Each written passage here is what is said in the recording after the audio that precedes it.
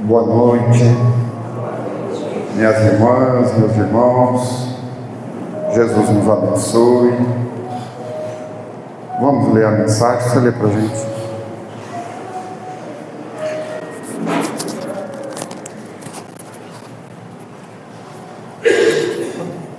Boa noite. Porque qualquer que quiser salvar a sua vida, perdê-la-á. Mas qualquer que perder a sua vida por amor de mim e do Evangelho, esse a salvará. Marcos, capítulo 8, versículo 35.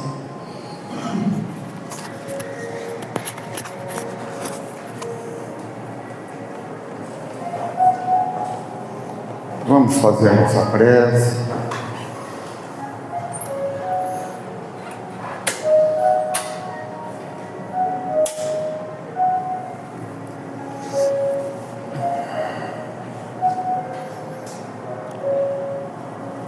Asserenemos os nossos corações, deixando-nos envolver pelos mentores do Fé, Amor e Caridade, que trabalham no plano espiritual desde o começo da semana, e especialmente no dia de hoje, para esta reunião em festa que a nossa casa está tendo. Estamos aqui para fazer brilhar os nossos corações, buscando o Cristo à luz da doutrina espírita. Assim, querido Jesus, o Senhor que conhece as nossas deficiências, as nossas necessidades, que nos conduziram até aqui, em busca de luz, em busca de paz, conforto e alegria. Ampara-nos em mais esta noite. Inspire o nosso irmão César Perry e auxilie a todos nós, encarnados e desencarnados, a fim de que possamos relembrar ou aprender, fortalecendo a nossa fé para vencermos a nós mesmos na luta terrena e na evolução espiritual individual de cada um de nós. Que assim seja, graças a Deus.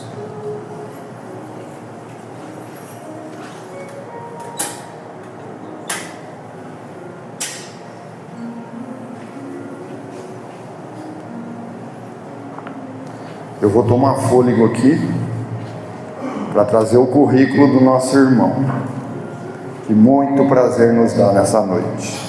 Natural de Araçatuba. A música, desculpa. Ainda bem que eu tenho ajudante aí, copiloto. Antônio César Perry de Carvalho, professor universitário, aposentado, escritor na área de odontologia, ex-presidente da União das Sociedades Espíritas do Estado de São Paulo por 3 gestões, ex-presidente da Federação Espírita Brasileira em Brasília, escritor com mais de 30 livros publicados e biógrafo de Dona Benedita Fernandes com o livro A Dama da Caridade. Ontem completou 77 anos do desencarne dela em Araçatuba. E a partir do dia 7, segunda-feira, é a temporada com a Mãe Dita. E então estamos aqui, vibrando amor por ela. Ela sempre se faz presente, nos socorrendo, trabalhando conosco. Então vamos deixar que o nosso irmão fale, que Jesus o ilumine e ampare a todos nós. Que assim seja. Deixa eu ligar aqui.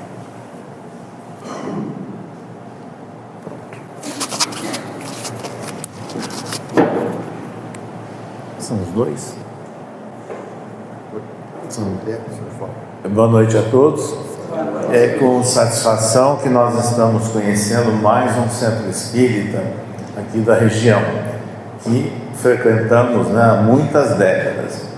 E, sem dúvida nenhuma, é um momento significativo a referência que foi feita a Benedita Fernandes, mas na hora que nós estávamos adentrando ao centro, nos chamou muita atenção duas frases que estão colocadas ali junto à laje da varanda. Amarás o teu próximo como a si mesmo. Registro de Mateus de fala de Jesus. E a outra, fora da caridade não há salvação. Vamos começar a interpretação por Jesus, porque essa colocação registrada por Mateus nos chama a atenção para um detalhe, que essa é a regra áurea trazida por Jesus. O respeito ao próximo como a si mesmo. Todo o ensino moral de Jesus está fundamentado no respeito ao próximo como a si mesmo. E é interessante que é muito comum nós escutarmos: eu sou temente a Deus. Pois bem, para ser temente a Deus, para você amar a Deus e demonstrar, você tem que começar pela base. É respeitando os seus irmãos, respeitando ao próximo como a si mesmo, para que entendamos a grandiosidade do Criador, Pai de todos nós, expressão maior da bondade, da misericórdia e da paternidade. Tanto que João apóstolo, numa frase curtíssima, a expressão é essa: Deus é amor. Então, é a partir do entendimento do que significa amor é que nós podemos demonstrar respeito a Deus. Isso foi registrado lá atrás, desde os 10 mandamentos, porém foi obscurecido ou esquecido durante séculos e séculos, e muitos registros de obras que depois foram incluídas no Antigo Testamento. Porém Jesus trouxe à tona. Ele nos informa e nos traz a lei do amor como a base da compreensão da lei divina. E essa novidade trazida por Jesus é que é necessária para que aprendamos a convivência, para que aprendamos no contato com as pessoas o respeito às suas características, ao estado em que se encontra, e não necessariamente impondo posições ou a nossa maneira de pensar. Então, o respeito ao próximo como a si mesmo é a chamada regra áurea de Jesus, que Allan Kardec detalha em O Evangelho segundo o Espiritismo, obra que neste ano está se completando aí 160 anos de publicação, que é a obra que ele define, o próprio Kardec, na apresentação, que o objetivo daquela obra seria o ensino moral de Jesus, sem detalhar questúnculas históricas, de linguística, polêmicas, nada disso, para que entendamos o significado do ensino de Jesus. E ele usa uma frase, que esse livro representaria uma chave, para que possamos decifrar as palavras ininteligíveis dos textos bíblicos. Expressão essa usada por Kardec. E é exatamente o que a gente vê até os dias de hoje. Muitos estão ainda decorando e repetindo frases aqui ou acolá de textos bíblicos, sem entender o sentido e a compreensão. E o que fez Kardec? Ele traz os princípios básicos do Espiritismo, exarados na obra inaugural do Espiritismo, que é o Livro dos Espíritos, com base na certeza da imortalidade da alma, a compreensão de que nós somos espíritos viajores dentro de uma trajetória de educação e de aprimoramento espiritual, que são as várias vidas, as várias existências corpóreas ou reencarnações. E em função de tudo isso, é que nós passamos a entender a justiça de Deus. Não mais o Deus transformado num homem, Senhor de exército, Senhor de um povo, Criador de uma nação exclusiva, semeando discordâncias e guerras por aqueles que acham que eu sou temente a Deus, você não é, então estabelece-se aí a dissensão. Não foi isso que Jesus tratou. Ele modifica tudo isso. Por isso é que ele repetidamente dizia: ouvistes o que foi dito aos antigos, eu porém vos digo. Então ele reformulava e ampliava, respeitando os 10 mandamentos recebidos por Moisés. Exatamente é essa a tônica que é tratada no Evangelho segundo o Espiritismo. A partir da compreensão que nós temos da nossa relação com a divindade e com o nosso próximo, é que nós podemos partir para decifrar essa outra frase: fora da caridade não há salvação. A frase, inclusive, designa o título do capítulo 15 do Evangelho segundo o Espiritismo. Allan Kardec criou essa frase. Por que Kardec criou essa frase? Para fazer uma anteposição a frases que ainda são lembradas, mas que eram repetidamente asseguradas na França do século XIX. Fora da igreja não há salvação, por parte da Igreja Católica. Fora da verdade não há salvação, por parte das igrejas reformadas. Allan Kardec analisa essas questões no Evangelho segundo o Espiritismo e diz o seguinte, que nós temos que superar esses lemas, essas frases que são discriminatórias, exclusivistas e endógenas. Então ele traz uma ampla: fora da caridade não há salvação. Quer dizer, não se tratando de uma exclusividade de uma religião, de um pensamento político, social ou religioso, e nem se referindo a ideias de que eu detenho a verdade, você está errado. Allan Kardec mostra então a caridade, mas para tratar o tema da caridade, ele se fundamenta na Epístola de Paulo aos Coríntios. Se eu falasse a língua dos anjos e não tiver caridade, eu nada sou.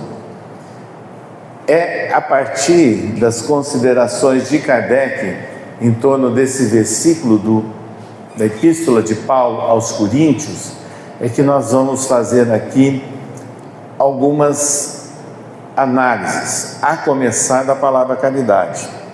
Paulo era uma pessoa que tinha uma formação intelectual ímpar para aquela época. Embora de família judaica, ele viveu no ambiente da cultura grega, na cidade de Tarso. Ou seja, ele aprendeu a escrever e falar em grego. E ele utilizou o idioma grego em todos os seus registros, como também os autores dos evangelhos. Depois é que passaram por inúmeras traduções. E no texto original de Paulo, em grego, a palavra que ele usa é ágape. A tradução da palavra ágape, do grego para o português, é amor. É por isso que hoje, nas revisões de traduções de muitos textos bíblicos mais livres, né, vamos assim dizer, substitui-se já.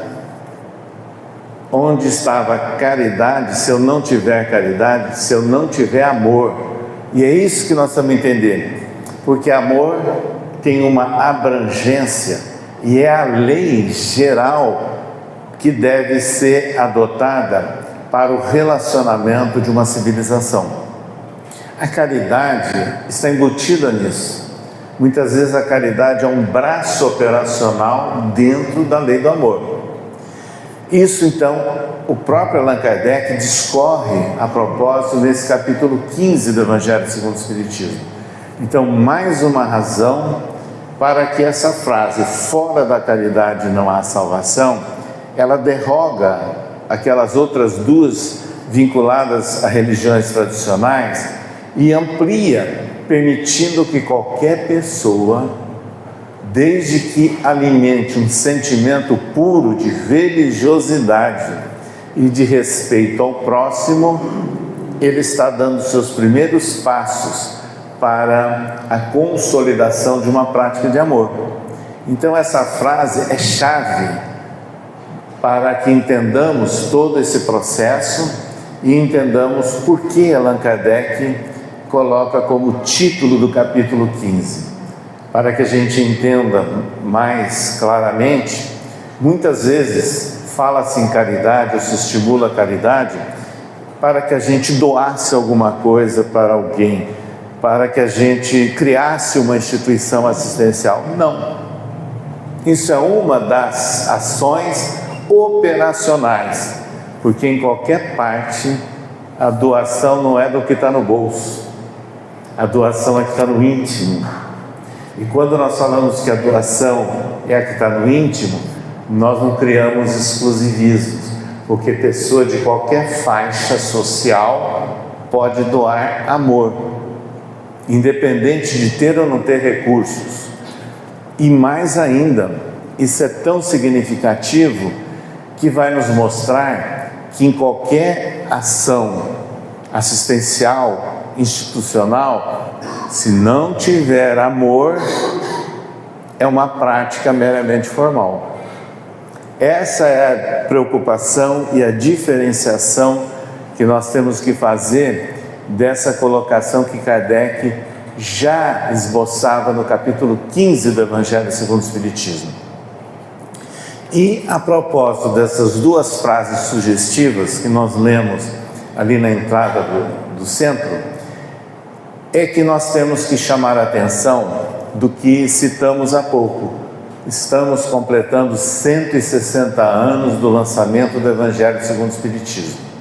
Essa obra que vem decifrar o ensino moral de Jesus, fundamentado na certeza da imortalidade da alma, no princípio das existências múltiplas, permitindo, portanto, que nos afeiçoemos, nos ajustemos à justiça divina. Nessas condições, Allan Kardec trabalha em vários capítulos o Sermão da Montanha, que é conhecido muitas vezes pelas bem-aventuranças, mas as bem-aventuranças não representam tudo do Sermão da Montanha. Eu diria que é o paradigma principal, mas Jesus dá recomendações, faz alertas e até nos ensina a orar. A única prece orar ensinada por Jesus, a do Pai Nosso, está incluída no Sermão da Montanha. E Kardec trabalha essas ideias. E aí nós gostaríamos de destacar que o capítulo 5 do Evangelho segundo o Espiritismo, o mais longo, é intitulado Bem-aventurados os aflitos. Essa proclamação de Jesus deve ecoar na nossa intimidade e servir de estímulo para pensarmos num roteiro de vida, porque nós vivemos num mundo complexo, difícil, cheio de contrastes, de animosidades, de competições, ou seja, sacramentando que ainda não há respeito ao próximo como a si mesmo, tanto nas relações familiares, sociais em geral, como institucionais e entre países. É a característica do mundo de provas e expiações, onde o mal chama muita atenção. E é por isso que Emmanuel, pela psicografia de Chico Xavier, chegou a escrever: o cristianismo ainda não foi instituído na Terra. Essa é uma realidade que nós temos que encarar para percebermos qual deve ser o nosso papel nesse contexto e procurando entender a ideia do amor, do respeito ao próximo como a si mesmo, e entendendo o que representa bem-aventurados os aflitos, fica fácil de nós entendermos. Todas as pessoas que batem à porta do centro espírita vêm premidas por pressões essas de ordem familiar, social, doença, economia, etc. Então mostra que chegam na situação de aflitos ao centro espírita. E qual é a grande verdade? Todos nós temos graus de aflição. Altera apenas a intensidade e a duração da aflição. Mas é uma característica dos espíritos imperfeitos como nós somos ainda. Segundo o Livro dos Espíritos, o único espírito puro e perfeito que habitou a terra é Jesus. Então não há exceção. Então, quando nós estamos falando do atendimento dos aflitos no centro espírita, é trazer à tona a mensagem de Jesus, ampliada pela ótica do Espiritismo, para que as criaturas que chegam à instituição espírita sejam acolhidas, sejam consoladas, sejam esclarecidas, e em função de tudo isso possam compreender que devem adotar uma recomendação de transformação das suas vidas, do seu comportamento. Essa é a essência do ensinamento de Jesus ampliado pelo Espiritismo. Quando nós falamos bem-aventurados os aflitos, nós não estamos nos referindo só aos encarnados, mas também aos desencarnados. Quem atua como médium, ou quem já trabalhou ou trabalha em reunião mediúnica, dialogando com entidades espirituais, e nós tivemos um privilégio na vida que desde a nossa juventude até hoje, semanalmente nós participamos de reunião mediúnica na condição de dialogador com essas entidades. Qual é a característica desses espíritos que se manifestam nessas reuniões de atendimento a eles?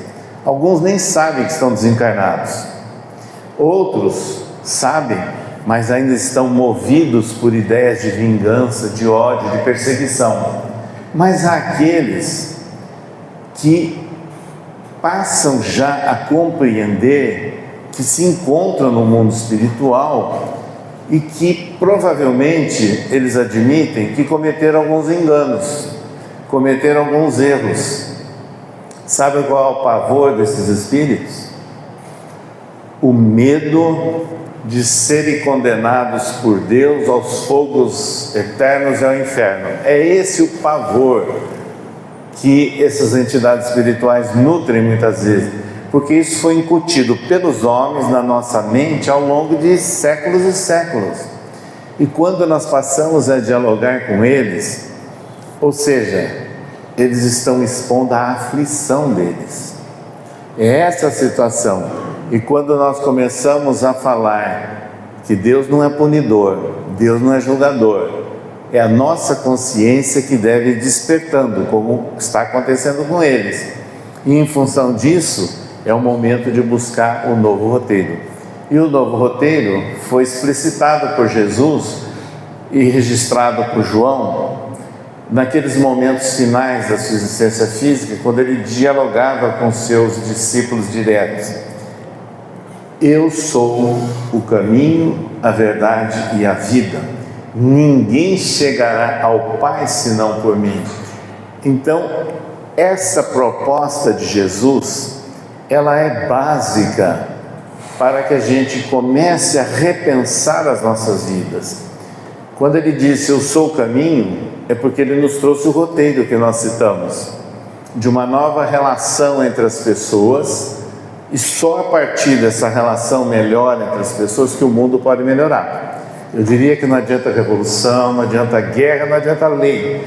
Muito bonita na teoria, mas se você não aprender a praticar, você vai estar incorrendo toda hora em infrações e dificuldades. Então o melhor caminho é seguirmos o quê? A lei máxima, a regra áurea de Jesus. É esse o caminho que ele nos aponta como um novo roteiro. Mas ele disse, eu sou o caminho, a verdade. A verdade é aquilo que Jesus nem quis responder quando ele foi interrogado no seu julgamento, porque não entenderiam. E a verdade não é o que muitas pessoas imaginam, que eu tenho conhecimento, eu sei, o outro não sabe. Não é isso não. Conhecer a verdade é nós irmos ao longo da nossa trajetória espiritual aumentando a parcela de conhecimento da nossa inter-relação entre seres encarnados, corpóreos, com os seres espirituais. E a dinâmica dessa relação mostrando o seguinte: o caminho é longo. Eu sou o caminho, a verdade nós vamos aprendendo, é a gradatividade do conhecimento. É o que mostra Kardec no capítulo 1 do Evangelho segundo o Espiritismo, analisando as leis recebidas por Moisés, os 10 mandamentos, os ensinos de Jesus e o detalhamento feito pelo Espiritismo. É a gradatividade do conhecimento. Mas ele disse: eu sou o caminho, a verdade e a vida. Que vida Jesus se refere? É a vida que muitos de nós nos comprazemos e nos dedicamos, achando que ela pode acabar no dia seguinte, então nós temos que aproveitar o mais rapidamente, intensamente possível. Não. É a vida inextinguível. É a vida que nunca desaparece. É a vida imortal. Então nós somos seres imortais reencarnados. Nós nunca deixaremos de sermos vivos. Poderemos ficar incorpóreos, sem o corpo, desencarnados, mas nós continuamos a viver. E aí é que nós vamos aprendendo. É o que a obra magistral da psicografia de Chico Xavier demonstra, inclusive com os livros de André Luiz. Então, essas ideias que estão fundamentadas no Evangelho segundo o Espiritismo nos chamam a atenção de como esse livro é importante, como esse livro é necessário para que a gente leia, estude, e não apenas vamos abrir o livro do Evangelho, uma página na minha abertura de reunião. Vamos começar a pensar nele, no conteúdo dele, a criar grupos de estudo e divulgarmos essa obra.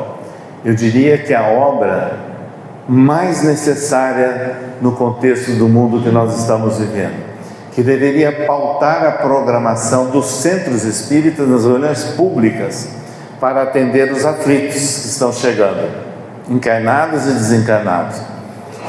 E é nessas condições que essa obra, o Evangelho segundo o Espiritismo, nos chama a atenção, a partir da compreensão que nós temos do seu conteúdo, que nós encontramos exemplos nobilitantes de experiências de vida, de pessoas que se esforçaram para colocar em prática o ensino de Jesus.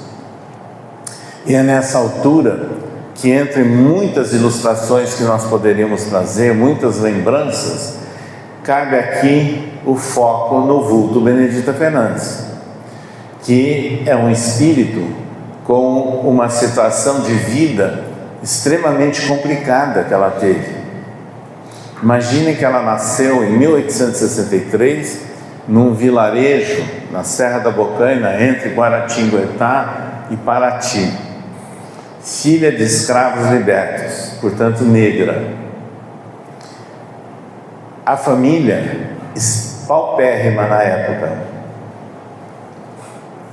Essa Benedita Fernandes, por uma série de razões, acabou saindo desse local, Campos Novos de Cunha, e de repente ficou acometida de uma cruel obsessão, um envolvimento espiritual negativo, mas que chegava a uma gradação máxima, vamos assim dizer, das entidades espirituais subjugá-la. Seria um caso de obsessão. E assim ela perdeu contato com a família dela, com conhecidos, e saiu aí como uma andarilha pelo mundo afora, perambulando sem rumo nenhum. E um dia, mais ou menos para o ano de 1920, ela chega na cidade de Penápolis, que era uma cidade nova, que surgiu em função da construção da estrada de ferro noroeste do Brasil. Chegando lá, naquela condição de total desequilíbrio, algumas pessoas tentaram ajudá-la, até colocá-la num quartinho, no fundo de uma casa. Acontece que ela tinha surtos de agressividade. Ela chegava às vezes a atemorizar pessoas na casa, na rua, com tesoura na mão, coisas desse tipo. E a cidade de Penápolis, naquela época, pouco mais de 10 anos de fundação em função da Estrada de Ferro, não tinha o que fazer e onde colocar essa mulher. Não havia médicos, obviamente, naquela cidade, naquelas condições, muito menos hospital. Mas alguém lembrou que a cadeia pública da cidade de Penápolis tinha uma cela vazia. Aí qual foi a ideia? Colocar aquela senhora na cela da cadeia. E lá ela permaneceu reclusa por um período, e o carcereiro que a observava, chamado Padial, era um espanhol, Padial, era espírita. E sendo espírita, ele começa a prestar atenção em algumas reações, algumas falas daquela senhora, e chega a imaginar que seria realmente um processo obsessivo. O que ele fez? Ele convida o presidente de um centro recém-fundado na cidade, Centro Espírita Discípulos de Jesus, e o dirigente era um italiano, o Sr. João Marquesi. Aí os dois começam a ir à cela e jogar a conversa fora, como se diz, porque ela estava meia fora de si, mas conversando com ela, fazendo prece e aplicando passe. E um dia ela começa a apresentar indícios de melhoria. E mais à frente ela acorda para o mundo outra vez. Então volta ao estado de relação e de consciência. Quando isso aconteceu, e eles conversando com Benedita Fernandes, explicaram como ela chegou na cidade de Penápolis, aquela situação que ela estava vivendo, ela entendeu que ela havia recebido uma bênção, com aquele apoio que na realidade foi um tratamento espiritual.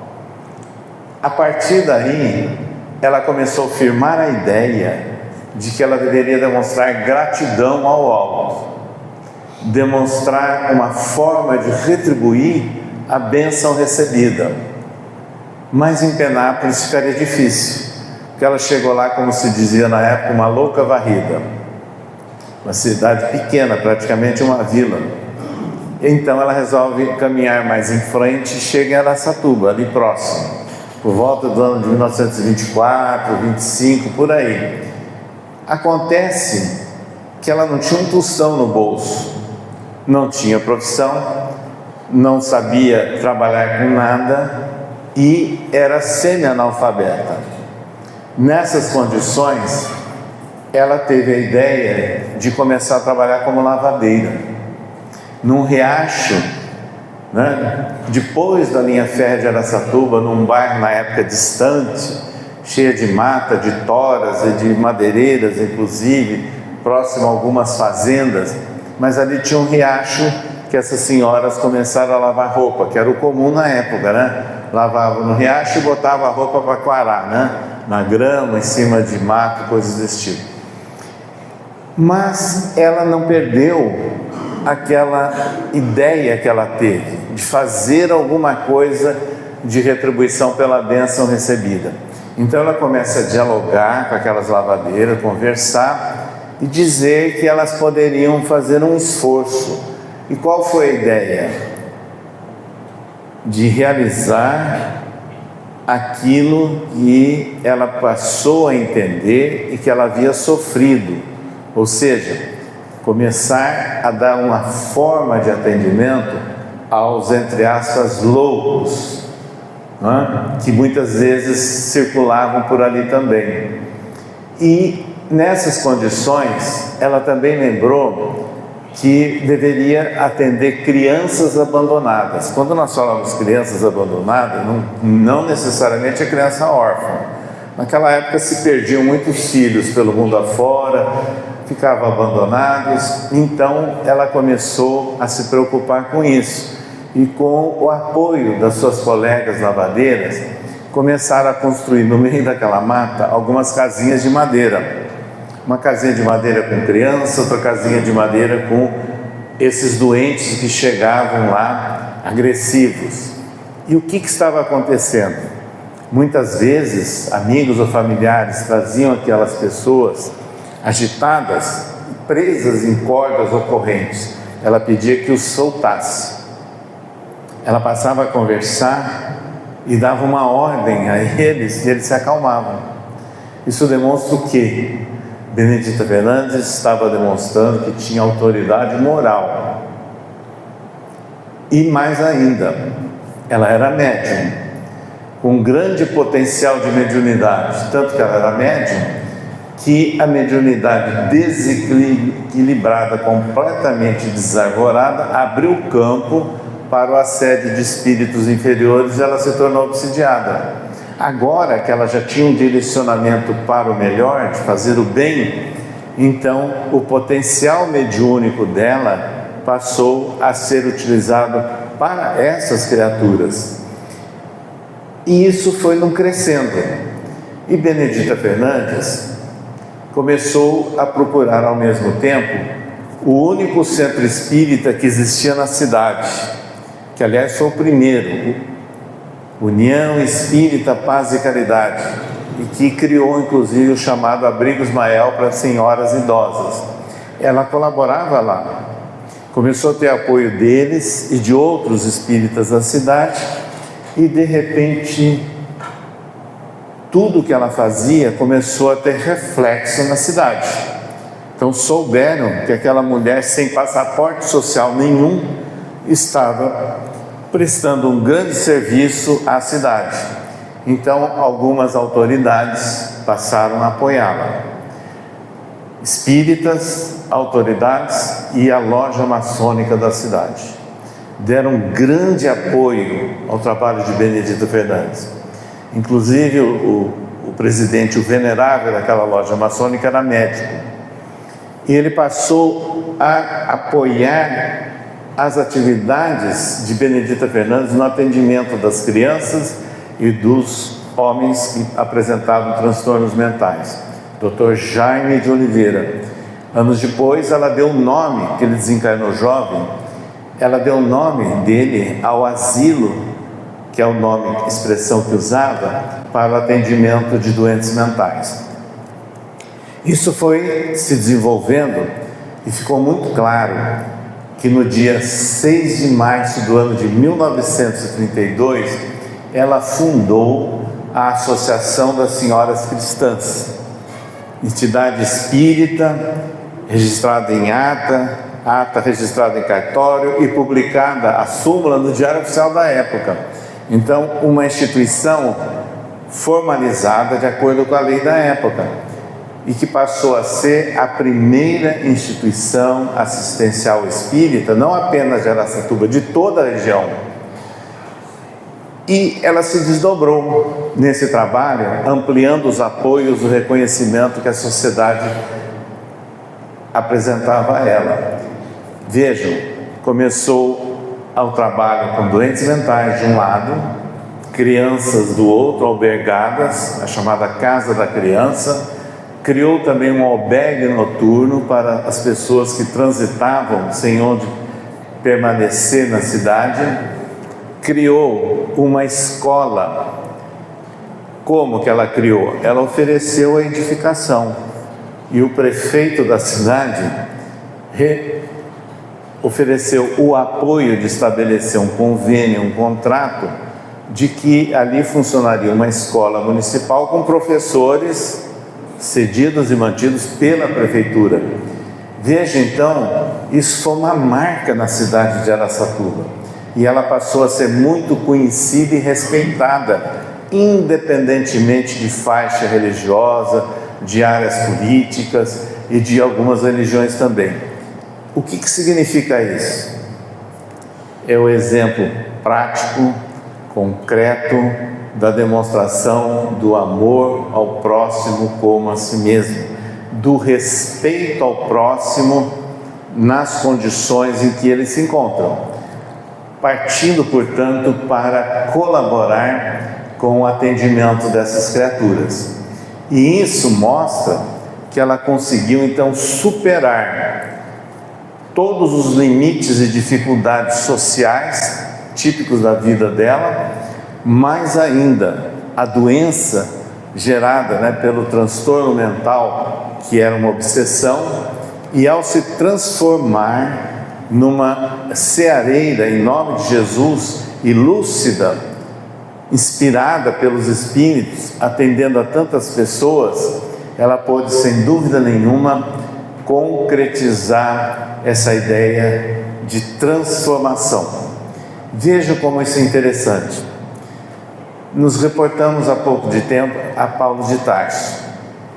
Ele tem, nessa mesma epístola primeira aos Coríntios, uma frase marcante. Olha o que ele escreveu: fiz-me fraco como os fracos, para atender aos fracos e conquistar alguns. O que significa isso? Paulo era fraco? De jeito nenhum. Ele teve todo um preparo intelectual, era um doutor da lei, que abriu mão de todas as prerrogativas para se tornar um seguidor de Jesus, mas ele não era fraco, mas ele se colocou como um fraco, para conquistar os fracos. O que significa isso? É o que aconteceu com Benedita Fernandes. Provavelmente o espírito dela, imortal, teve experiências pretéritas de intelectualidade, de conhecimento, de vivência em várias áreas, mas pode ter cometido alguns enganos.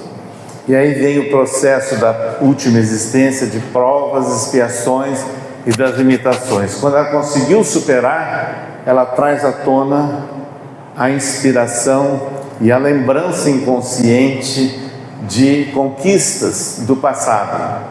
Mas ela se apresentou como uma fraca para o mundo. Sabe por quê? Porque só assim a pessoa compreende a fraqueza do próximo. Não adianta vir de cima para baixo.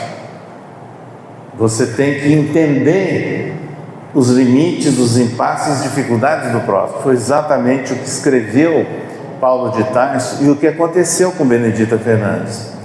Então, meus amigos, Benedita Fernandes, ela é um marco que nós a lembramos sempre. E ela prossegue no mundo espiritual fazendo exatamente isso. E não é só em Araçatuba, não, onde ela lutou e se marcou. O espírito lúcido, esclarecido, não fica preso a uma instituição ou uma cidade.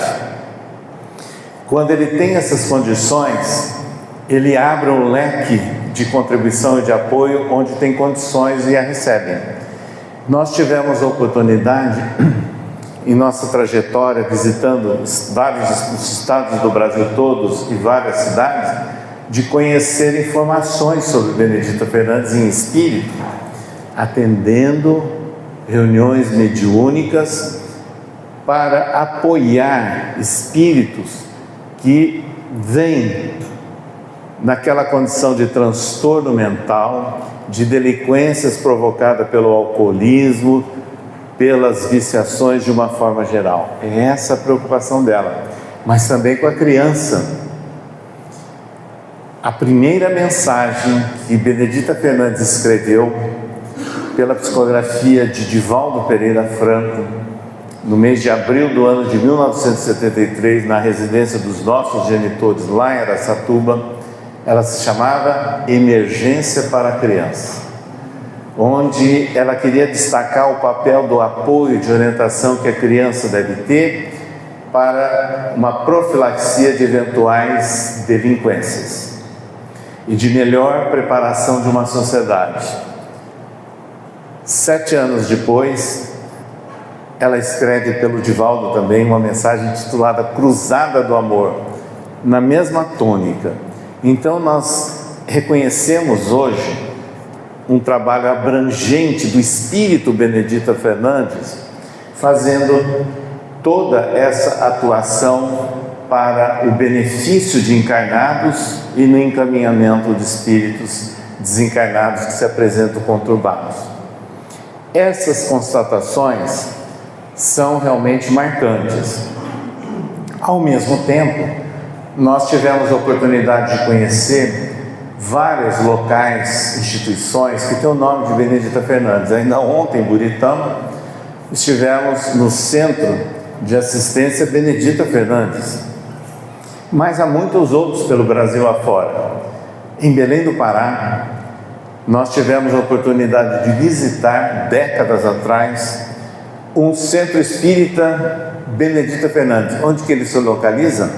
Num bairro periférico, eu diria de risco, numa região que tem muitos alagamentos, ou seja, boa parte das casas de madeira, fincadas em palafitas, e lá fundaram o Centro Espírita Benedita Fernandes.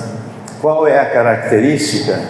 Olha o que eles imaginaram, conhecendo o papel e o trabalho de Benedita Fernandes. Como o bairro tinha essas características, e eles queriam contribuir com o bairro, então eles organizaram uma reunião para que aquele público, alvo daquele bairro, pudesse frequentar. Quem era esse público? Empregadas domésticas, operários muito simples, empregados de várias empresas simples. Qual é a realidade deles? Saem para trabalhar bem cedo, voltam ao entardecer e à noite. Ou seja, não teriam condições de frequentar o centro espírita. Depois de uma longa jornada diária, ter que chegar ao seu lar, vir ainda contato com filhos e ir para o centro espírita. Então o que eles fizeram? Eles abriram o centro às 6 horas da manhã e montaram reuniões de explanação evangélica simples e aplicação de passe a partir das 6 horas da manhã. Ou seja, as pessoas iam ao centro antes de se dirigir ao seu trabalho rotineiro.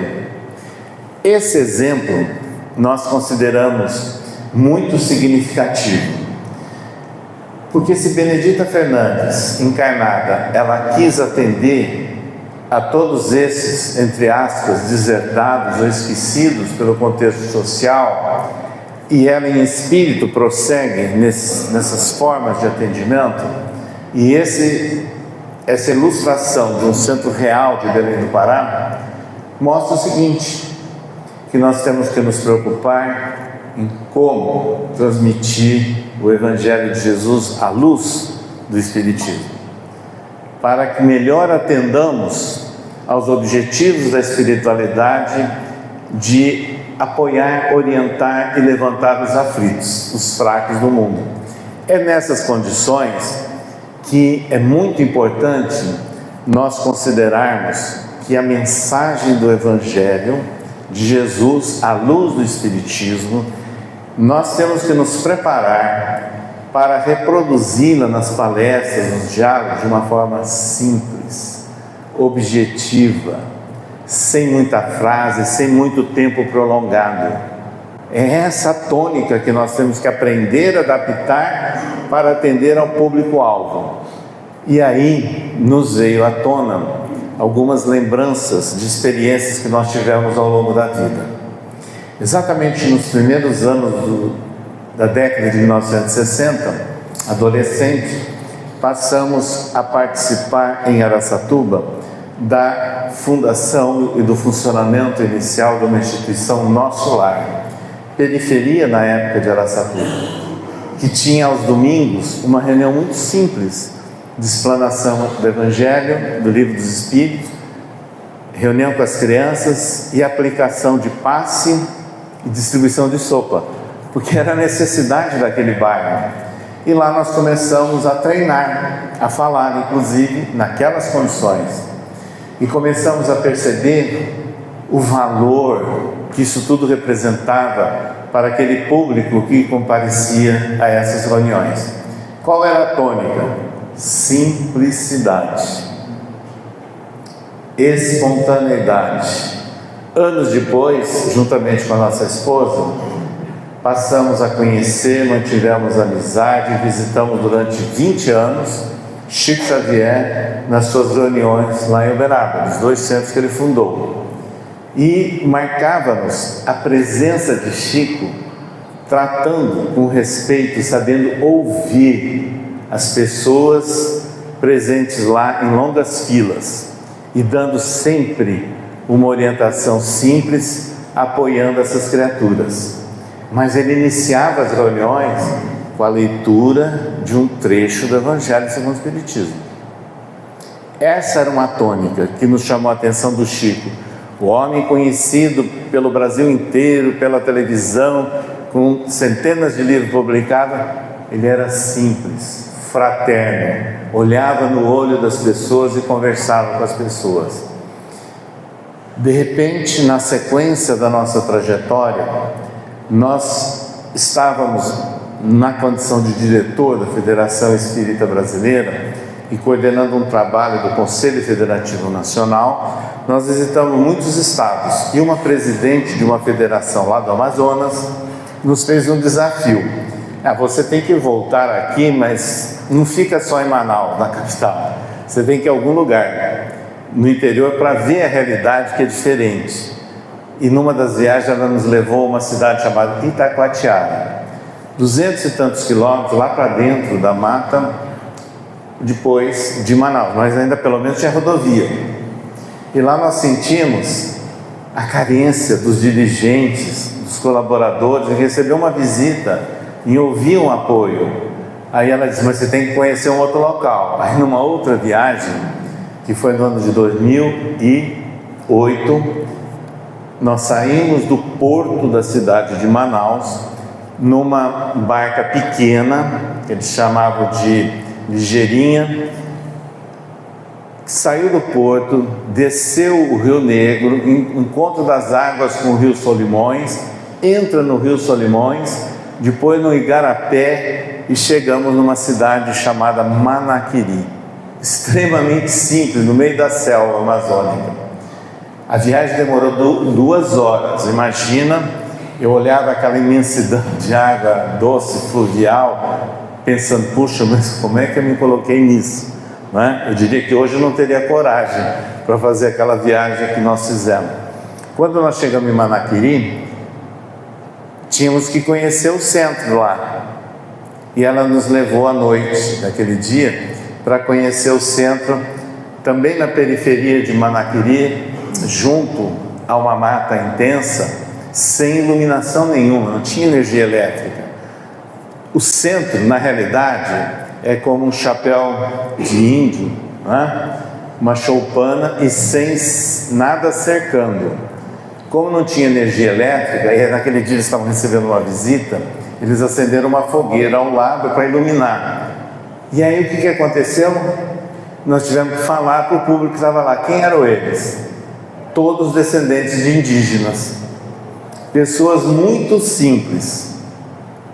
Então, essa é a realidade, a diversidade do Brasil. Outra feita, já na presidência da FEB, nós tivemos um convite de ir num congresso da Guatemala, só que não era na capital, era no interior, num planalto, cidade de San Marco. Essa cidade, para chegar lá, a rodovia, para quem conhece, Imigrantes ou Anchieta aqui em São Paulo, é fichinha, porque ela era estreita, cheia de curva no meio de montanhas e vulcões, alguns deles com fumacinha, ativos. Ao chegarmos no local do congresso, que eles emprestaram o ginásio de esportes, quem era o público lá? A grande maioria, nativos da região, descendentes dos indígenas ou dos nativos que nós chamamos de maias. Chegavam lá com aquelas roupas coloridas, criança presa no peito ou nas costas da mãe, mas vinha a família inteira e estavam ali disciplinados, atentos para ouvir alguma coisa. E nós com um desafio imenso, né? Como é que nós vamos falar simples e arranhando espanhol, que teria que entender no idioma. Essas experiências, meus amigos, nos fizeram refletir sobre a realidade, a diversidade do mundo que nós vivemos. E essa é a realidade do Brasil. Essa é a realidade. Então nós nos preocupamos em fazer uma contribuição, em elaborar um livro em homenagem aos 160 anos do Evangelho segundo o Espiritismo. Mas esse livro, que se intitula Evangelho com Simplicidade, nós focalizamos capítulo por capítulo do Evangelho segundo o Espiritismo, mas de uma forma simples, direta, objetiva, sem ficar citando autor, sem polêmicas, nada, para contribuir com expositores ou frequentadores para um aprofundamento simples em torno da mensagem de Jesus. É isso, meus amigos, que nós temos que refletir no papel do Evangelho, no contexto que nós vivemos. Exemplos nobilitantes como nós citamos de Benedita Fernandes. Para concluir, mais uma vez, nós lembramos aqui de Paulo de Tarso. Certa feita ele escreveu um trecho de uma carta aos Gálatas: guardo no corpo as marcas do Cristo. Não sou eu mais quem vive, é o Cristo que vive em mim. Então ele estava fazendo um depoimento das repercussões que aconteceram na sua estrutura orgânica, mental, durante todas as dificuldades dele de transformação e de divulgação da mensagem de Jesus. Mas se ele trazia essas marcas, na realidade agora era o Cristo que vivia no íntimo dele. Ou seja, é a mensagem de Jesus, esclarecedora e libertadora, fazendo que tenhamos forças para suplantar os nossos limites, as nossas dificuldades no dia a dia. Exatamente o que aconteceu com Benedita Fernandes. E no final da existência, ele detido lá em Roma, ele escreveu a um jovem discípulo chamado Timóteo: combati o bom combate, terminei a carreira, guardei a fé. Paulo de Tarso, na sua juventude, era esportista, adorava esses jogos que já existiam na época, tipo Olimpíadas. Inclusive ele participava de algum desses esportes, e ele usa nos seus textos palavras vinculadas ao esporte. Combati o bom combate, se referindo a lutas do esporte, mas as lutas que ele se refere têm um sentido outro, as lutas da vida. Então ele foi lutando no seu dia a dia, ele combateu o bom combate, terminei a carreira é a corrida, ou seja, ele reconhecia que estava no final da existência corpórea, mas guardei a fé, e a fé é, na verdade, a grande alavanca que o Espiritismo nos traz para que de uma forma racional possamos compreender como colocar em prática o respeito ao próximo como a si mesmo e o respeito e a devoção a Deus, nosso Pai e Criador, expressão maior da bondade e da misericórdia. Eram essas lembranças e reflexões que nós gostaríamos de trazer para vocês na noite de hoje. Obrigado.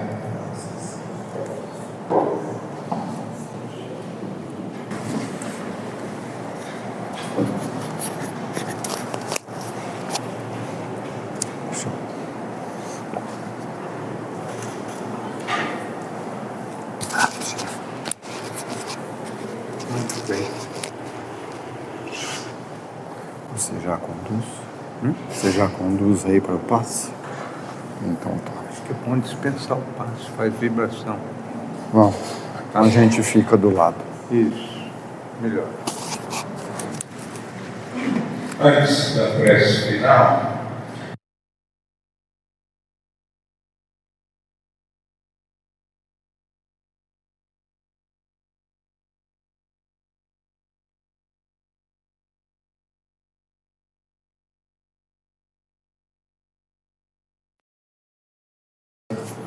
de uma grande estudiosa da doutrina espírita, e nós tivemos a inauguração desta nova sede há muitos anos atrás. Não vamos falar quantos anos, senão o pessoal novo vai pensar que a gente está muito velho. Com a Terezinha de Oliveira. E um salto no tempo, nós temos hoje outro estudioso Antônio César Perry de Carvalho. Eu gostaria que as pessoas conhecessem, caso pudessem adquirir, esse livro, Evangelho com Simplicidade, fazendo uma homenagem ao nosso livro da simplicidade diante destas estruturações que o César passou para nós. Nós estamos terminando a última aula domingo. A última aula não, uma das últimas aulas vai ser domingo agora do curso de oratória.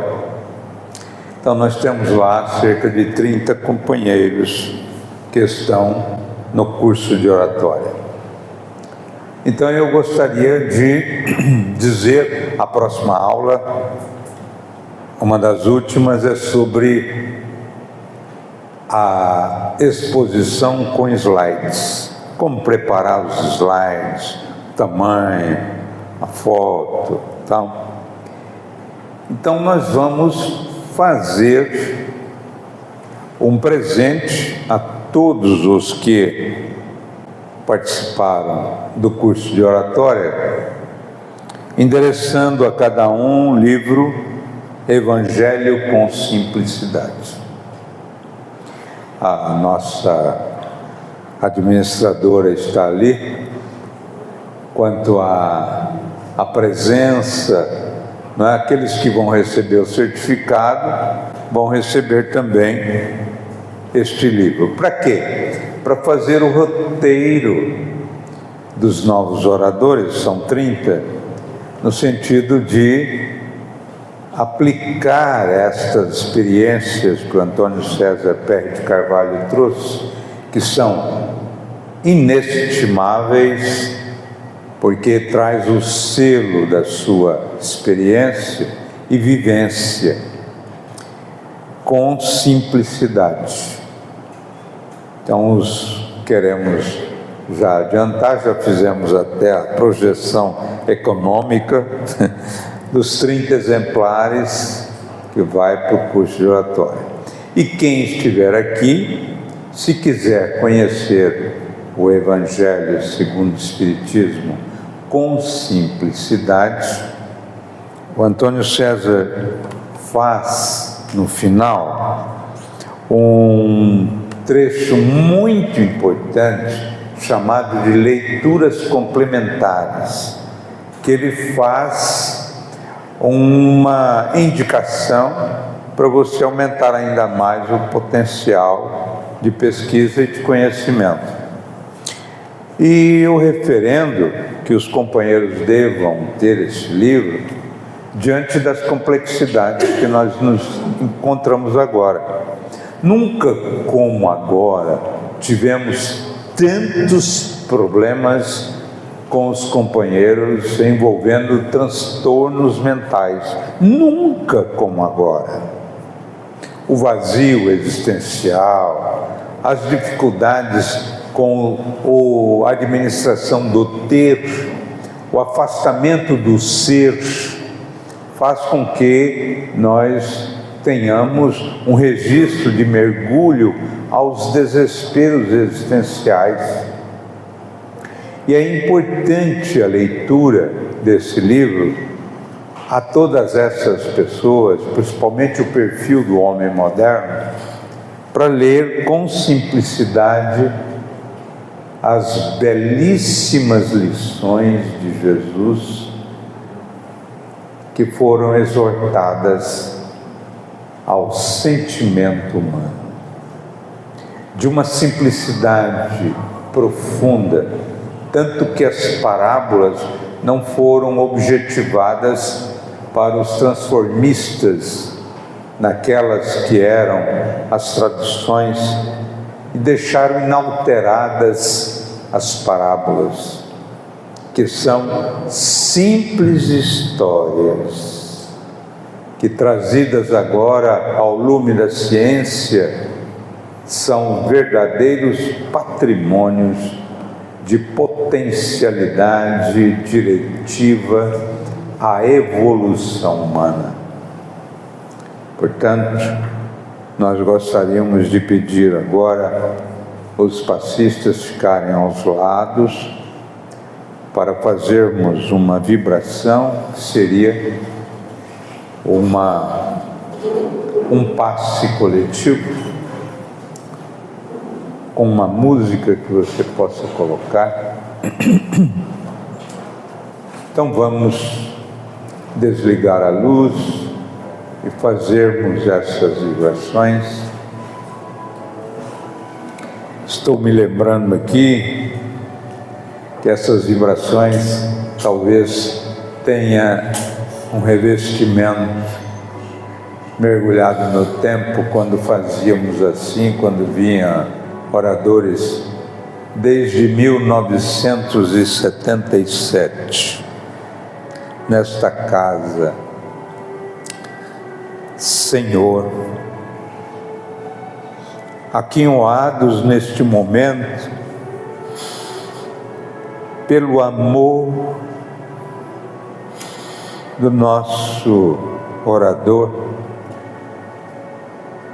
que entre autoria e organização nos legou 35 livros. No silêncio das madrugadas, dos intervalos da vida, ao invés do entretenimento dispensável, o legado para deixar matrizes reflexivas em nossas vidas.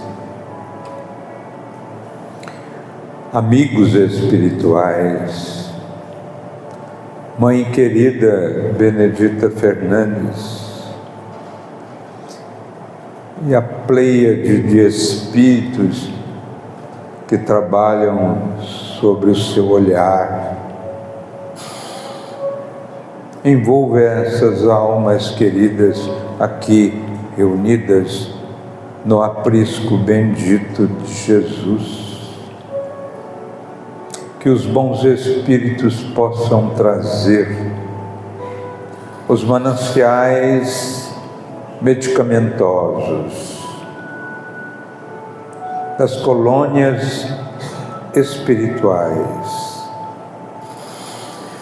dos campos laboratoriais, das estruturas químicas, trazendo medicações das folhas, das flores,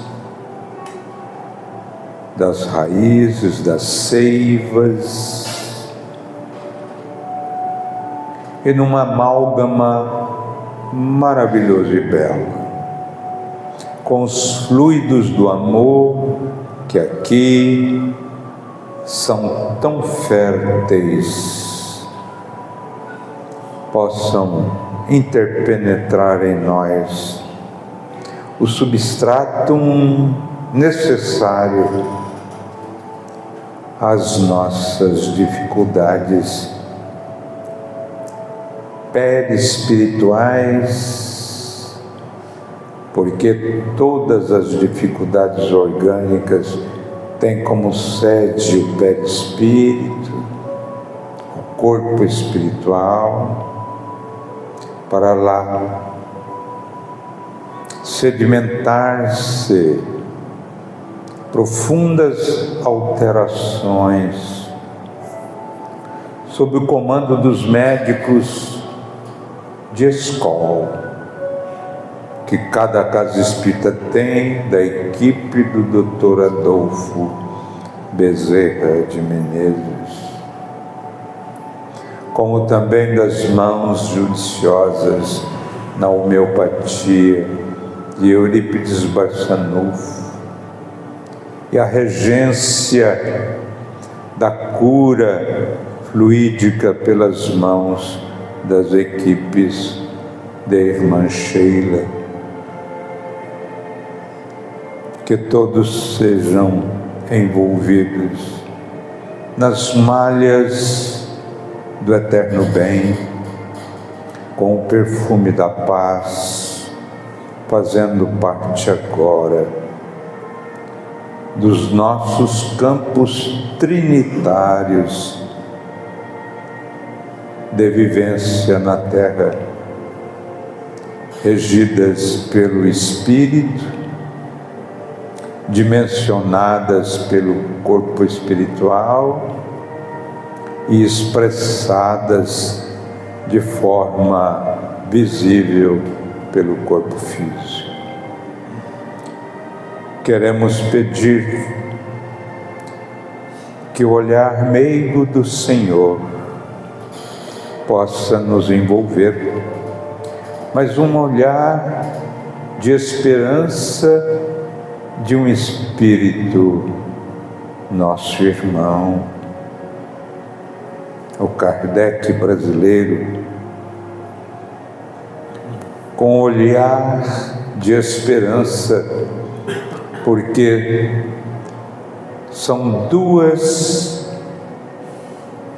esmeraldas que na noite escura nos envolve, interpenetrando amor e saúde.